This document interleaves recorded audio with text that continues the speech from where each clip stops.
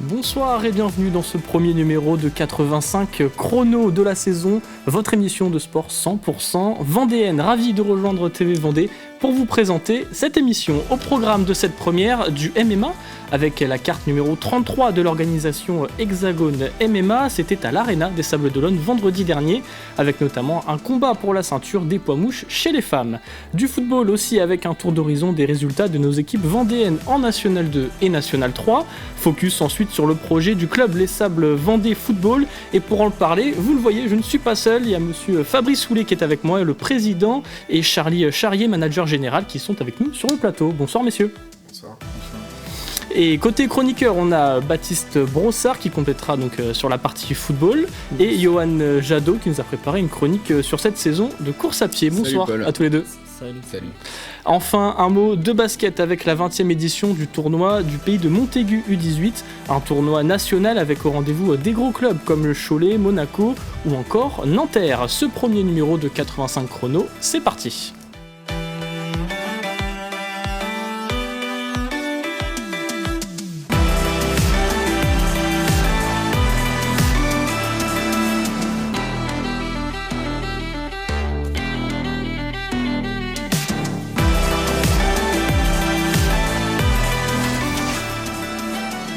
Ouvrons notre page football, ou plutôt un chapitre si vous le voulez bien messieurs. On va commencer par la Nationale 2 avec la belle victoire du Vendée Football Club La Roche-sur-Yon qui recevait Dinan-Léon ce week-end pour le compte de la 3e journée de championnat.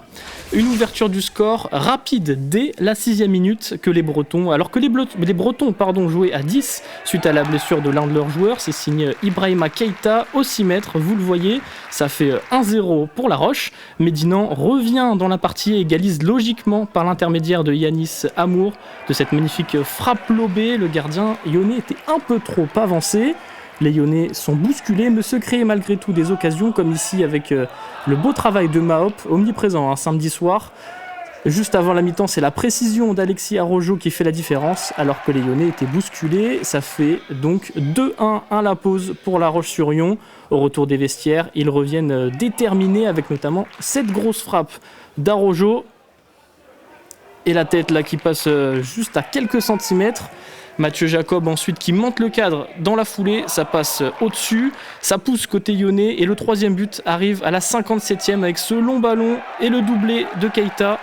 Joli doublé, ça fait 3-1 pour La Roche, mais ils ne sont pas rassasiés les lyonnais et continuent de se procurer des occasions.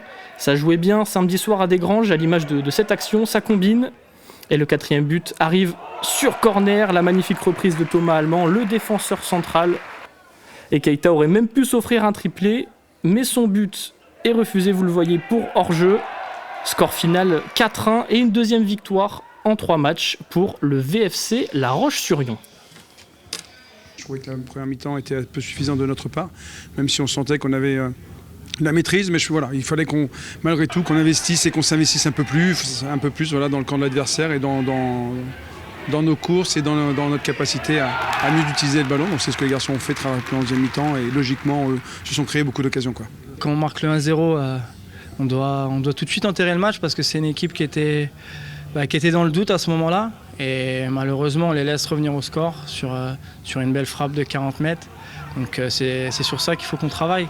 On l'a vécu aussi contre Locminé, à mener 2-0, donc il y a un gros travail à faire là-dessus. Ça fait que 3 matchs. Mais c'est vrai que c'est satisfaisant quand tu as pas fait de défaite en 3 matchs. Ça peut être que positif pour la suite, il faut continuer. On avait un peu en tête le match d'il y a 2 semaines, où on avait le match en main contre Locminé et au final on perd 2 points. Et là on s'est dit on ne refait pas la même erreur et on rentre directement dans le match et on essaie de plier le match rapidement. Je dirais pas que c'était un début de match compliqué. On a un blessé au bout de 3 minutes, qui a une entorse de la cheville, mais a priori il a dû se faire ça tout seul. Donc c'est pendant qu'on est à 10, et au bout de 3 minutes on s'organise, mais il faut que le joueur s'échauffe un petit peu. Donc non, on n'est pas mal rentré dedans, après le concours des circonstances. En ce moment on a beaucoup de choses qui tournent contre nous, donc il faut serrer les dents. Et voilà, malgré tout l'équipe n'a pas lâché, on a essayé, donc on s'est ouvert un peu parce qu'on a essayé quand même de proposer des choses. Autre match de National 2 ce week-end, les Herbiers ont ramené 1 point de Saint-Malo après un match nul 0-0. Au classement de cette poule A de National 2, nos équipes vendéennes sont à égalité, 7 points partout, mais vous le voyez, La Roche est devant, 3e et les Herbiers 4e. Le VHF, justement, qui sort d'une saison de National 2, réussit en étant meilleure attaque, meilleure défense et meilleure équipe à l'extérieur de sa poule. Et à l'occasion de cette nouvelle saison, l'entraîneur du club du VHF, Laurent David, nous a accueillis au stade Massabielle pour un entretien exclusif. Regardez un extrait. Un club comme les Herbiers, par rapport aussi à son budget, par rapport à son passé, se doit d'être dans les 5 premiers. Et après, ça se joue à peu de choses. Il y a Bordeaux, il y a La Roche, il y a Angoulême, il y a Saint-Malo, il y a des belles équipes cette année, j'en oublie et je m'excuse pour les autres, mais ça va être difficile. C'est très long ce championnat de N2, il est exigeant, il est difficile. Donc à nous d'être le plus performant possible. Objectif 1, le top 5. Ensuite, c'est de pouvoir se mêler à la lutte, comme on a pu le faire la fin de saison dernière. Si dans 8 mois, on est premier, peut-être que je vous dirai, je vous parlerai autrement. Si on est 6e, je ne penserai pas du tout à la Ligue 3, je penserai plutôt à un bon maintien. C'est aléatoire, il y a tellement de choses difficiles dans un championnat. Il suffit de peu de choses parfois. Je crois qu'on a été complet sur ce qu'on avait fait l'année dernière. Et peut-être la chose la plus importante parfois, c'est la chance.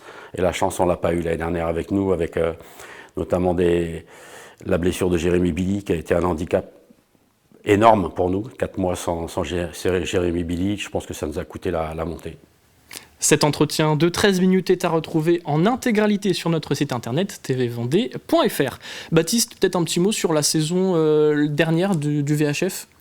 Comme l'expliquait très bien le coach, ils ont réalisé mine de rien une belle saison, surtout une fin de saison avec leur attaquant Shelton Guillaume qui les a portés. Malgré les départs, je pense qu'ils repartent avec des bases solides. Mine de rien, le staff n'a pas changé depuis plusieurs saisons. On sent que, comme le Vendée Football Club, ça n'a pas trop bougé. Et on sent que ça repart sur des bases très solides. Et on voit que les deux équipes ont des résultats positifs dès le début. Donc c'est plutôt bon signe. Maintenant, il y a des vrais tests qui arrivent pour les Herbiers et le Vendée Football Club, en particulier ce vendredi où les Herbiers reçoivent Angoulême, qui fait partie des grosses équipes de la poule. Donc à voir, mais c'est un début de championnat prometteur pour les deux équipes. Les deux équipes qui sont encore invaincues, c'est 2 victoires et un match nul pour les deux équipes. Exactement. Donc ça commence fort. Exactement, et un derby normalement le vendredi 19 septembre à Massabielle qui pourrait donner des étincelles. Dans cet entretien, le coach nous disait qu'il visait le top 5. Est-ce que les deux équipes peuvent viser le top 5 ? Le VHF, je parle du VHF. Clairement, je pense que la place des Herbiers, il le dit clairement, leur place est en haut de tableau. Maintenant, c'est un championnat qui est très très compliqué, encore plus qu'avant, parce que y a une poule en moins, le nombre d'équipes est réduit. Donc c'est un championnat très très compliqué avec très peu de petites équipes entre guillemets. Si on regarde la poule, à part peut-être sans manquer de respect à Châteaubriand et Saumur qui n'ont pas forcément pu recruter, qui n'ont pas les moyens financiers des autres équipes, tout le reste c'est des équipes, des clubs très structurés et qui ont les moyens de rester en N2. Donc ça sera très long et très difficile pour les Herbiers. Et donc on suivra forcément la saison avec toi Baptiste. Passons messieurs maintenant au championnat de National 3 avec cette année de nombreuses équipes vendéennes dans la poule B et notamment les Sables Vendée Football qui recevaient pour sa première à domicile cette année Châtellerault. Mais vous allez voir, ça s'est pas passé comme prévu. En première période, les Sablés ont réussi à dominer les débats et même à ouvrir le score assez rapidement. Là on voit une occasion au début du match. Et sur une occasion presque similaire, vous allez le voir, côté droit, au second poteau, un centre d'Abdallah Daramini pour la reprise de Mansour Sab, c'est la 29e minute, avec une petite célébration dansante pour les Sablés. Tout se passe bien à ce moment-là, ça fait 1-0 à la mi-temps. Pas mal de maîtrise côté Sablé, mais au retour des vestiaires, les joueurs de Châtellerault reviennent avec d'autres intentions et mettent la pression sur la relance du capitaine et gardien Sablé. Récupération, égalisation, Loïc Gagnon, un partout. Et les Châtelleraudais continuent leur pression, mais les Sables se montrent joueurs et se procurent de nombreuses occasions. Là, un face-à-face qui finit pas au fond. Et sur une nouvelle erreur de relance, Châtellerault punit les Sables d'Olonne. Gagnon, encore lui, pour le doubler, et Châtellerault prend l'avantage. Ça fait 2-1. Et le match échappe complètement aux Sablés qui vont même finir la rencontre à 10 sur ce deuxième carton jaune. Vous allez le voir, d'Alex Dabin, ça fait rouge. Et à 10 contre 11, avec un but de retard, les Sablés continuent malgré tout de jouer avec cette magnifique combinaison sur coup franc. Mais encore une fois, ils tombent sur un excellent gardien, Châtel-Rodet. Un nouveau face-à-face en toute fin de rencontre qui passe juste à côté. Les Sablés peuvent se mordre les doigts, ça fait 2-1 score final. Et une première frustrante à la maison pour les Sables Vendée Football. Que retenir de ce match, de cette première période, Baptiste? Beaucoup de frustration. Je n'étais pas au stade, donc je découvre les images en même temps que tout le monde. Mais a priori, de ce que j'ai pu voir, les Sables ont dominé et le constat est assez amer de voir que les 2 buts encaissés, c'est pas 2 buts d'équipe adverse, mais plutôt 2 buts donnés par la défense sablaise. Je ne sais pas si Charlie, nos invités peuvent confirmer. confirmer. Oui, le résumé parle de lui-même. C'est un petit peu le même résumé que la semaine précédente à Saint-Philbert-de-Grandlieu, où on ressort de ce match aussi frustré parce qu'on s'est fait égaliser à la 96e. Et là, dans un match où tout va bien, dans le contenu, c'est plutôt cohérent ce qu'on propose. Et on a la chance de mener 1-0, je pense, de façon logique à la mi-temps, mais malheureusement, avec... en voulant jouer, repartir de derrière, on se punit nous-mêmes et on offre 2 buts à l'adversaire. Donc on est en apprentissage, il y a beaucoup de jeunes joueurs et ce match va nous servir par la suite, de toute façon. Mais justement, même mené 2-1 et réduit à 10 contre 11, les Sables a continué à produire du jeu. Finalement, on le voit là sur les dernières occasions, ce que je disais, il y a 2-3 face-à-face, les Sables que se procurent dans les 10 dernières minutes. C'est le côté positif, même si sur un point d'un plan comptable, on n'est pas dans les clous sur les 2 premières journées. On aimerait avoir plus de points, mais par contre, quand on regarde le contenu et quand on décortique les matchs, on a énormément d'occasions. On a énormément de situations, donc faut accentuer, faut travailler là-dessus. Et après, de toute façon, on sait dans le sport de haut niveau, c'est dans les zones de vérité que ça se joue. Donc, on continue de bosser à l'entraînement. Il y a les équipes, le staff qui sont actuellement à l'entraînement avec les joueurs. On communique beaucoup, on échange beaucoup avec eux. On a débriefé plusieurs fois le match avec le staff. On a un sentiment amer, c'est vrai, mais il y a de gros points positifs pour la suite quand même. Il y a un peu de frustration quand même à la sortie de ce match parce qu'à la mi-temps, on se dit que les Sables dominent et a largement la main sur le match. Oui, mais ça fait partie du football. Dominer n'est pas gagner. Voilà, c'est le cas pour samedi soir. Ça l'était la semaine d'avant à Saint-Philbert-de-Grandlieu. Mais encore une fois, l'équipe, la moyenne d'âge de l'équipe doit être 23-24 ans. C'est très jeune. Il y a eu beaucoup de changements à l'intersaison. Donc les joueurs apprennent à se connaître. Certains sont à la recherche d'automatisme. Donc moi, je suis pas du tout inquiet pour la suite. Il va falloir un petit déclic, un élément déclencheur. Et après, ça va s'enchaîner. On va écouter justement les 2 coachs et les 2 capitaines qui ont répondu à notre micro samedi après le match. Grosse déception, bien évidemment, par le score et puis par le contenu. Voilà. À domicile, on attendait une dynamique différente dans le jeu. Voilà, on n'a pas réussi à mettre le tempo qu'on souhaitait, notamment pour mettre du rythme un peu au match. Et voilà, on offre 2 cadeaux à l'adversaire. Et puis derrière, malheureusement, il n'y a pas eu une véritable réaction collective. Et c'est ce qui m'embête aussi un petit peu dans le comportement, dans les attitudes. J'aurais aimé qu'il y ait un peu plus de révolte, voilà, de la part des joueurs, notamment sur le plan collectif. Le match, dans l'ensemble, on pouvait le gérer, mais on se met nous-mêmes des bâtons dans les roues. Parce que en vrai, il n'y avait pas vraiment d'inquiétude, mais après c'était leur jeu, ils ont joué sur nos erreurs et puis ça a payé pour eux. Tous les joueurs ont été valeureux, conquérants, solidaires, parce que face à une très belle équipe, il faut dire, qui nous a mis en difficulté tout au long du match. Il fallait réduire surtout les espaces entre les lignes, c'est ce qui recherchait énormément, du jeu à l'intérieur pour chercher un appui sur les deux attaquants et trouver un soutien derrière pour trouver après ensuite de la profondeur. Donc c'est ce qu'on a essayé de déjà réduire les espaces entre nos lignes et surtout fermer leur intérieur. On a vu quand même qu'en premier temps, on faisait quand même un pressing assez déstructuré et on s'est dit voilà, si on met de l'intensité et de l'impact bien organisé ensemble, on peut récupérer des ballons. C'est ce qu'on a fait sur les 5 premières minutes, on est revenu tout de suite au score et après voilà, faut sentir les coups et on l'a senti une deuxième fois et c'est bien. Les gars ont bien joué le truc, donc effectivement on est passé devant et ça nous a fait du bien. Ce qui ressort, Charlie, de ces réactions, c'est en fait que les Sables s'est un peu mis le feu tout seul avec ces 2 erreurs. Oui, complètement. On avait la chance en plus d'avoir attiré énormément de monde au stade, ce qui était pas le cas les années précédentes. Donc évidemment déçu, notamment pour les supporters qui ont fait le déplacement. Mais voilà, encore une fois, j'avais déjà vu l'interview du coach qui est déçu et qui attend autre chose du contenu. Mais voilà, j'ai confiance au staff et en l'équipe. Ils vont relever la tête et on va repartir de l'avant par le travail et ça va aller de mieux en mieux. Oui, c'est pas la catastrophe non plus parce qu'il y a du contenu. Non, c'est pas du tout la catastrophe. Encore une fois, beaucoup de changements à l'intersaison, nouveau staff, nouvelle équipe, peut-être une quinzaine de recrues. Donc ceux qui pensaient qu'on allait arriver en N3 et puis casser la baraque, c'est mal connaître le niveau. Et bon, c'est pas comme ça que ça se passe. Ça prend du temps.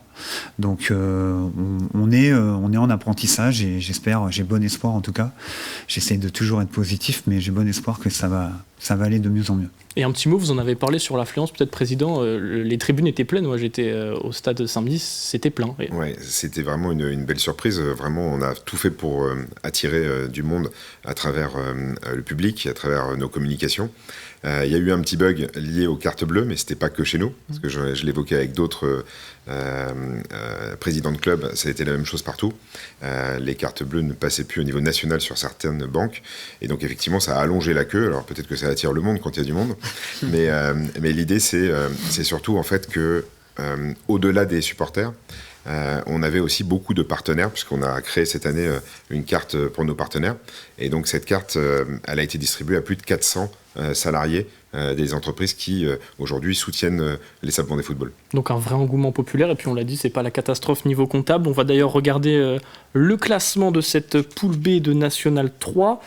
Les Sables est donc 9e avec 1 point. Chaland qui a battu Fontenay 4-0 prend la 2e place, tandis que les Fontenaisiens sont eux derniers. Et juste devant eux, à la 13e position, on a Le Poiré qui a perdu également 4-1 à domicile face à l'Union Foot Touraine. Et enfin, la Châtaigneraie est 6e et qui a battu à la réserve de Châteauroux 2-1.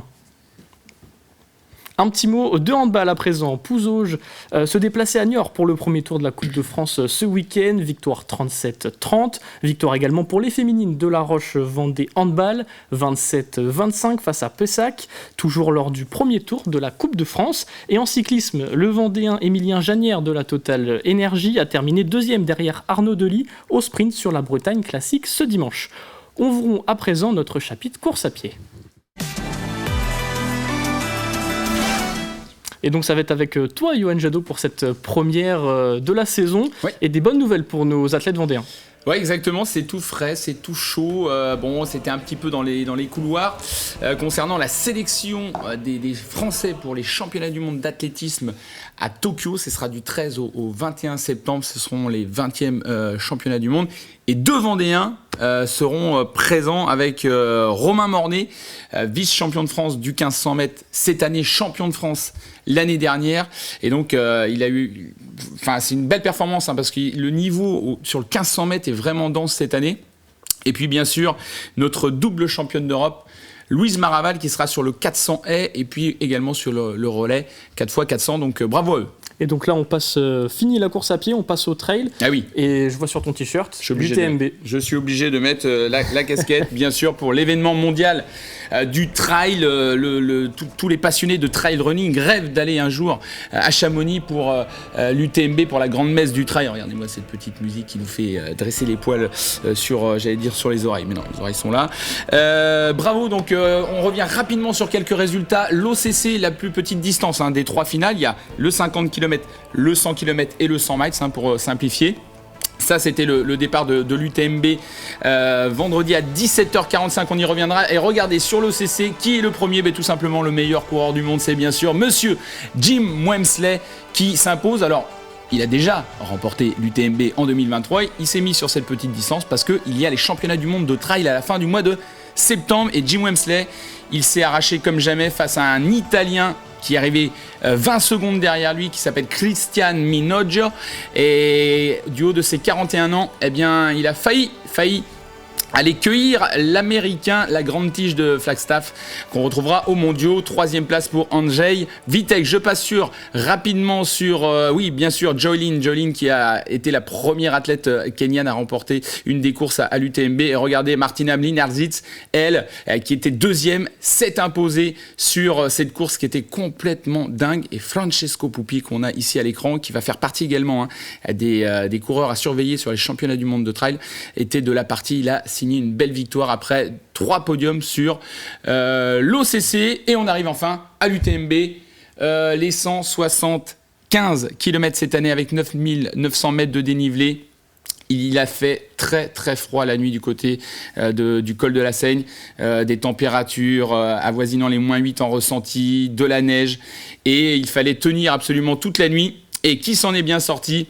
Eh bien, c'est Tom Evans, l'américain, le britannique, pardon. Après 2 échecs, eh bien, enfin, il s'adjuge la victoire sur la course la plus prestigieuse du monde. Il était là, voilà, à l'image en haut de la flégère. Et puis, regardez nos féminines avec Ruth Croft, qui devient tout simplement la première femme à remporter les 3 finales. Elle a gagné la CCC, le format 100 km, il y a 10 ans. Elle a gagné 2 OCC et là, ça y est, elle s'impose avec cette victoire sur 100 mètres. C'était complètement dingue. Il s'est passé des milliers de choses. Bravo à Ben Diman, qui est américain mais qui vit en France. Donc, il est presque un petit peu français dans notre cœur, un petit peu chauvin. Et puis Josh Wade qui vit au nord de l'Angleterre, donc il est habitué à des conditions climatiques complètement pourries. Et donc, il a été plutôt servi tout au long de la nuit. Et puis voilà, la célébration avec Ruth Croft. Voilà. Et est-ce que tu voulais un petit mot sur le programme de cette année en Vendée, peut-être? Oui, un petit programme à venir. Alors cette année, déjà, prenons le mois de septembre, qui est complètement fou en termes de course à pied. N'oublions pas que la Vendée, c'est un des départements où il y a le plus d'organisation de course à pied. On est dans le trio de tête au niveau national. Je pense qu'on va avoir au moins 80 courses encore à venir dans l'année. C'est assez énorme. Donc, allez, puisqu'on reste sur de l'ultra, un petit ultra à la fin de l'année, à la fin du mois de septembre, ce sera le trail de Nantes à Montaigu, avec une distance au-delà de 100 km. Et puis pour ceux qui sont un petit peu moins chevronnés, il y aura des distances intermédiaires de Nantes à Montaigu en direct, 53 km, il y aura du 27 bornes. Bref, il y a de quoi s'amuser. J'en profite aussi parce que je fais un petit lien avec le Vendée Globe qui s'est passé. Maxime Sorel a terminé son UTMB. Lui qui s'était fait une rupture partielle des ligaments de la cheville sur le Vendée Globe, qui a été contraint à l'abandon, 10e du précédent Vendée Globe, a terminé son UTMB. Donc bravo à Maxime Sorel, 38h30. Le double de Tom Evans qui a gagné la course en 19h19. Impressionnant. Bravo. Et bravo, bravo. Merci beaucoup, Johan, pour ce petit tour d'horizon. Et bravo à tous les Vendéens qui étaient présents à l'UTMB. Mention spéciale à Thibaut Geffard, le premier des Vendéens dans le classement, 30h36. Bravo Thibaut. J'espère qu'il nous regarde et qu'il a entendu le message. Merci Johan pour ce tour d'horizon. On va revenir en Vendée, puisque ce week-end avait lieu la 20e édition du tournoi de basket du Pays de Montaigu dans la catégorie des moins de 18 ans. Au total, 12 clubs du plus haut niveau français ont été accueillis durant 3 jours, avec un très beau plateau une fois de plus, avec les équipes jeunes de clubs qui évoluent en Pro A et en Pro B. On a notamment Monaco, Nanterre, Le Mans ou même Cholet, un peu plus proche de chez nous. La finale était une demi-surprise finalement, puisque ce ne sont pas les plus gros qui s'y sont invités, mais les équipes de Dijon et de Blois. Et ce sont les Bourguignons qui l'ont emporté au bout d'un match à suspense. D'abord menés, les Dijonnais ont dépassé leur adversaire et compté jusqu'à 10 points d'avance. Mais Blois a grappillé ce retard petit à petit pour revenir à 3 points, à 3 secondes de la fin du match. Mais finalement, c'est bien Dijon qui l'emporte 50-45. On va écouter tout de suite l'organisateur du tournoi, François Marion, et le coach dijonnais, qui est lui originaire des Sables, c'est Kenny Foro, et c'était au micro de Cédric Manet. On a 12 des meilleures équipes françaises, voilà, avec cette année, ce qui est super, une finale inédite, donc avec 2 beaux centres de formation que sont Dijon et Blois. Voilà, bien sûr. Puis après, on a nos voisins de Cholet, on a les beaux centres de formation du basket français qui sont représentés. Le niveau de basket global est très intéressant. Voilà. En plus, c'est des jeunes physiquement qui sont quand même affûtés. Il y a du spectacle, il y a du dunk, c'est ce qu'aime aussi le public. On a eu des beaux noms, notamment ceux qui sont actuellement en équipe de France, comme le capitaine Gerson Yabusele, Victor Wembanyama, voilà, Elio Kobo et bien d'autres. C'est super intéressant, en fait, ça nous permet de voir aussi comment les autres travaillent. On échange beaucoup entre coachs et ça nous permet de nous voir dans la saison, parce qu'on se voit très peu. Et après, par rapport aux jeunes, ça nous permet aussi eux, ils aiment se jauger, ils aiment voir un peu les niveaux qu'il y a et avoir, on va dire, une vue d'ensemble de ce qui va se passer pour la saison. On touche forcément le haut niveau parce que c'est des belles équipes qui sont ici. On sent quand même sur le score et sur l'intensité qu'il y a eu du match que les organismes sont un peu fatigués. Donc forcément, des deux côtés, il y a eu des gros bas durant le match. Mais en tout cas, c'était vraiment super intéressant. On joue vraiment les grosses équipes du championnat de France, tout simplement. Ça permet aussi de se jauger, voir un petit peu où on en est. Ça permet aussi aux jeunes de pouvoir se confronter à des bons niveaux. Et voilà, on est là pour travailler, on est là pour mettre les choses en place. Et puis c'est plutôt intéressant, en effet. Je vous propose, messieurs, de revenir au football et d'aborder avec nos invités le club des Sables Vendée Football, club qui est né, vous m'arrêtez si je me trompe, de la réunification de 2 clubs finalement, le club de Château, le club des Sables. D'où est venue un peu l'idée de ce projet ? Alors c'est plus compliqué que ça en fait, dans l'histoire. En fait, le numéro d'affiliation Fédération Française de Foot du club actuel des Sables Vendée Football, c'est celle du Stade Olonnais, qui était en fait le plus petit club du secteur à l'époque, qui a fait sous ma présidence déjà une fusion avec le club du Château d'Olonne, et c'est devenu les Sables FCOC. On a fait plusieurs montées, on est arrivé donc du coup au niveau R1. Le club du TVEC a arrêté son activité la saison précédente, donc on ne parle pas de fusion. Effectivement, la réunification, ça peut être le bon terme. En clair, on porte un projet aujourd'hui qui est un projet de club unique sur les Sables pour essayer de faire une place forte du football en Vendée. On est, en termes de nombre, le premier club de licenciés, en nombre de licenciés de toute la Vendée. On est premier ou deuxième de Pays de Loire. Alors, c'est pas une gloire, c'est juste une comptabilisation. Et ça part aussi du fait qu'on a énormément de jeunes. On a fait le choix en fait de faire un football de masse, c'est-à-dire qu'on a aujourd'hui plus de 550 jeunes, on a 62 équipes, 54 éducateurs, on a plus de 15% de féminines. Voilà, on a du football à tous les étages. Voilà, et je passe évidemment également sur le football adapté. Et je crois que tu avais une question justement sur la formation sablaise. Ouais, avec l'arrivée de Julien Fradet et de Charlie Charrier, mine de rien, vous avez des personnes qui ont cet aspect-là et ce vécu-là autour de projets sur moyen long terme. En particulier Julien Fradet qui a travaillé au district sur la formation au niveau des clubs vendéens. Est-ce qu'avoir ce coach-là, c'était vraiment une priorité pour travailler aussi, non, pas seulement sur l'équipe première, mais sur la structuration du club ? Alors c'est un ensemble, c'est l'image que l'on donne et aussi la qualité de travail qu'on peut amener à nos jeunes. Il y a une autre arrivée qui est à noter également, c'est celle d'Alex Ledière, donc directeur technique, qui va justement permettre de structurer l'ensemble de la partie sportive avec Charlie et notre équipe. Aujourd'hui, ce qui compte pour nous, c'est de continuer à augmenter le nombre d'équipes de jeunes en région. Okay. J'ai récemment annoncé mon objectif, avoir à terme une U17 nation. Voilà, donc les places sont chères, on le sait. Voilà, ce que je veux aujourd'hui, c'est qu'on puisse effectivement construire cette place forte en Vendée. Notre montée en N3 nous aide. Elle accélère le système, puisque finalement, on serait resté en R1, c'est encore plus long. On sait que les places sont pas simples. La montée, c'est une montée, et nous, on a eu un badge de barrage à faire pour pouvoir monter. Mais ça crée un élan, en fait. Voilà, l'arrivée de la nouvelle équipe, le fait de monter en N3 tout de suite, ou de remonter en N3, parce qu'on y était. Maintenant, notre objectif, c'est de s'y maintenir, et puis de faire monter nos réserves. Et justement, vous parliez de devenir une place forte en Vendée. Comment on fait quand il y a autant de clubs là, on a vu la liste tout à l'heure en N3 et en N2. Il y a La Roche, il y a Chaland, enfin il y a énormément de clubs. Alors on est 7 Vendéens à faire N2, N3 aujourd'hui. Nous on est ravis d'être avec les autres clubs de Vendée pour la partie N3 parce que en fait ça va nous permettre d'avoir des derbys sympathiques, d'avoir du monde à la rue de Lierre. Et puis en fait ça restera, on l'a vu dans les résultats des 2 premières journées, un niveau difficile. Donc on voit bien que les places sont chères. Hein. Il y a 3 descentes. Alors, on va parler de descente, je parle de maintien. Mais ce qui compte pour nous, c'est de construire ce club et lui donner les valeurs que l'on souhaite en ayant un maximum de structuration, d'organisation et d'être une référence sur le secteur. Et donc au niveau des jeunes, ça passe par la formation. Vous avez dit U17 Nat, mais pas que. D'autres jeunes aussi à la formation, d'autres sections de jeunes. Ouais, on a déjà aujourd'hui la chance d'avoir énormément d'éducateurs, d'éducatrices qui sont en formation, soit en BMF ou en BEF, ou au-delà au DES. L'idée, c'est en fait d'apporter toujours un maximum de structuration et d'encadrement pour faire progresser nos jeunes. On a déjà nos jeunes en région, mais il faut encore faire mieux. Et je pense que les générations U10, U11 actuelles, qui performent sur les terrains de Vendée, permettent de dire que dans quelques années, on va avoir de quoi découdre avec les autres clubs qui sont au plus haut niveau de Vendée. Et justement, dans les prochaines années, c'est quoi l'objectif pour le club ? Bon, on a annoncé, effectivement, on aimerait aller en N2, évidemment. Voilà, il est difficile d'avoir un projet, de se dire, bah non, on va redescendre ou on va rester là. Non, on va continuer de faire progresser les lignes.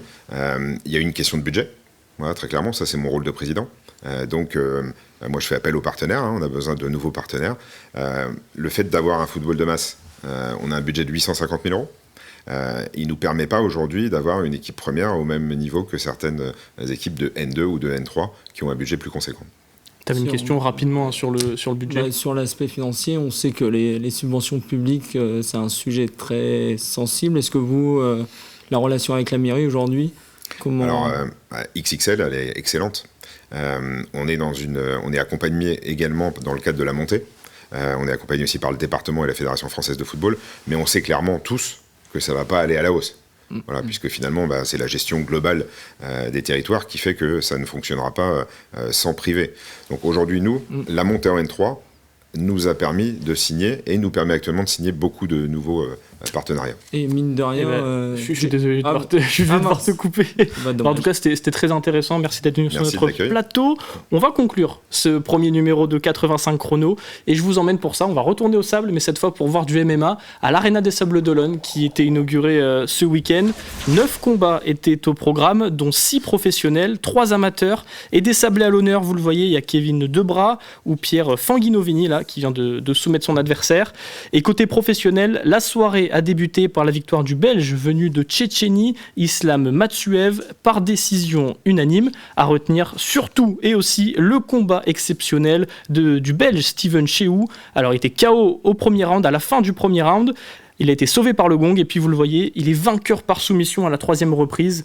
Exceptionnel. On a eu ensuite une démonstration du Serbe Bozidar Truvinovic par un TKO assez violent au premier round auquel ont assisté les Sablés. Et ensuite, on a eu un duel, vous voyez, c'est assez violent. Puis un duel turc entre Mikhail Bayram et Ahmet Rasim Pala qui ont offert 3 rounds équilibrés aux Sablés. Et une décision assez controversée à la fin avec la victoire de Pala par décision partagée. Et là, vous le voyez aussi, les débuts très attendus du Français Mathias Poiron qui a répondu présent en soumettant son adversaire à la 2e reprise. Et enfin, le main event tant attendu, un duel 100% brésilien avec l'abandon de la Française Alex Tequena. C'est Thalita Suarez et Diane Cardozo qui a pris la relève, qui nous ont offert 5 rounds de 5 minutes, très tactiques. Et l'Arena des Sables d'Olonne qui n'a pas caché son mécontentement par moment. Et puis finalement, c'est Suarez en noir qui conserve sa ceinture. On est dans la catégorie des poids mouches et on va écouter justement sa joie et celle de Steven Cheou. Je suis très heureuse, c'est l'aboutissement de tout mon travail, de beaucoup d'efforts, de dévouement et de concentration. Maintenant, c'est le moment de profiter. Parfois, on arrive avec la pression, mais c'est le secret, c'est simplement de faire confiance à Dieu et de croire que tout ira bien. Je savais que ce serait un combat difficile, j'avais dit que j'allais la mettre KO dès la première seconde, mais je savais aussi que si le combat durait 5 rounds, j'étais prête. C'est une adversaire très solide, elle encaisse beaucoup, je le savais. Alors je me suis libérée, j'ai suivi ma stratégie et je me suis amusée. Mon objectif, c'est d'atteindre le sommet, de devenir championne des plus grandes organisations du monde, d'assurer un bel avenir à ma famille et à moi et de pouvoir rendre à tous ceux qui m'ont aidé à arriver jusqu'ici. Victoire, du coup, finalité, elle est là. C'est vraiment le principal. Content, game plan, je l'ai fait jusqu'au bout, mais je l'ai mal fait dès le début. Du coup, on va dire que, comme je répète, j'ai gagné. Principal, voilà.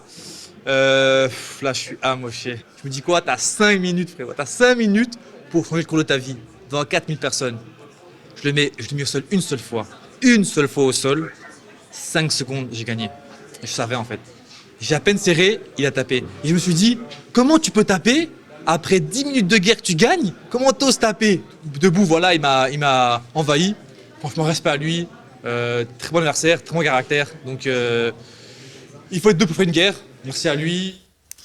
C'est la fin de ce premier numéro de 85 chrono. Merci à messieurs, à tous nos invités d'être venus sur notre plateau, invités et chroniqueurs. L'émission est évidemment à retrouver en replay sur notre site internet tvvendée.fr. Je vous souhaite une excellente soirée et à la semaine prochaine.